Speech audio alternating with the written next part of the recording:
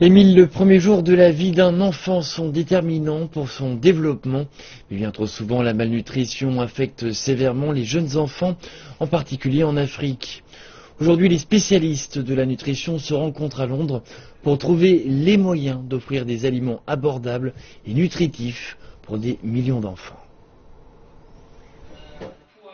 Marie Konaté vient de Côte d'Ivoire pour partager son histoire, un pays où plus de la moitié de tous les décès sont attribués à la malnutrition. Il y a 10 ans, elle a créé Protéines Kissela, la première compagnie ivoirienne à mettre sur le marché des céréales enrichies destinées aux jeunes enfants.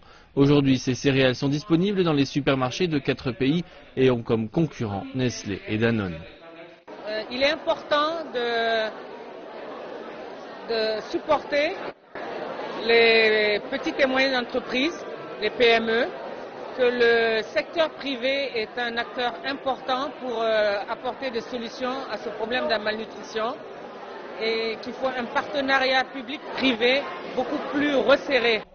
Les experts se sont rassemblés pour discuter de la manière de promouvoir des projets qui offrent des aliments enrichis et nutritifs aux enfants pour les 1000 premiers jours de leur vie, de la naissance à leur second anniversaire, une période où une nutrition suffisante est cruciale afin d'éviter des retards de croissance ou des maladies graves.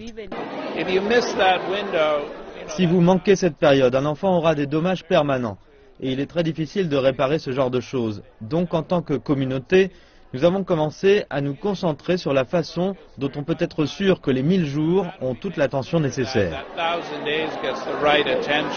With the use of micronutrient powder is one of the easy ways that we can use to combat. Cette vidéo montre comment un micronutriment a été présenté au village du Kenya.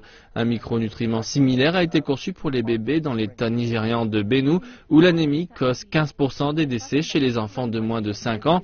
Le docteur Joseph Kumba s'est rendu à Londres pour partager les résultats.